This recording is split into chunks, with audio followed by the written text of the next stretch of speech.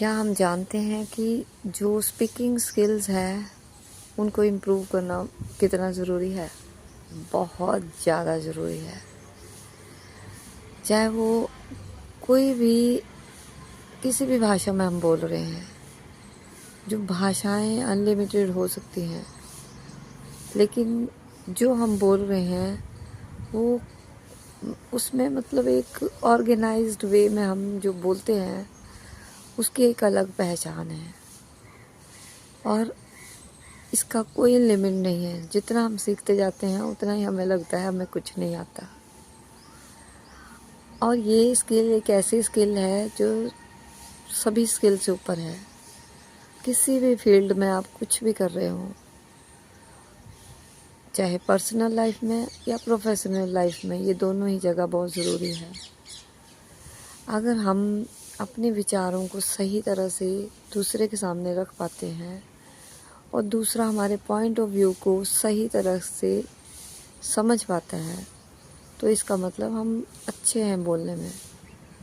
और अगर हम खुद ही कंफ्यूज हैं और नहीं अपना पॉइंट ऑफ व्यू सही तरह से रख पाते हैं, हम जो हमारा क्वेश्चन है हम उस पर ना रहकर इधर उधर भटकते हैं, तो कोई भी हम में इंटरेस्ट नहीं लेगा, हमसे इंटरेस्टेड नहीं होगा बात करने में। और ये लर्नेबल स्किल है।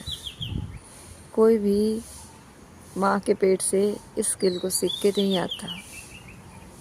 यहाँ पे ही आकर हम सीखते हैं। ठीक है, कुछ लोगों को इस तरह का एटमॉस्फेयर मिल जाता है स्कूल का, घर का, कि वो बहुत अच्छे टाइम बहुत जल्दी हो जाते हैं। और कुछ एक ऐसे मेरे वर्गे जिन्होंने अपनी ज़िंदगी के बहुत सारे साल बस ऐसे ही भाग भाग में बिता दिए, नहीं समझा कि क्या सही है क्या गलत है। कुछ एटमॉस्फेयर ऐसे रहे, कुछ माहौल ऐसा मिला।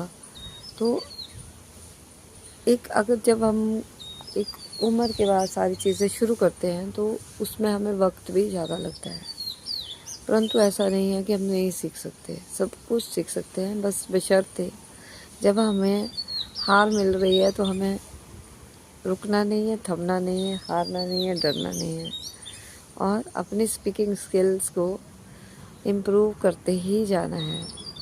इस पे काम करते जाना है। ये इस तरह है कि समुंदर है, जितना आप गहराई में जाते रहेंगे उतना ही लगेगा कि हमें कुछ भी नहीं आता।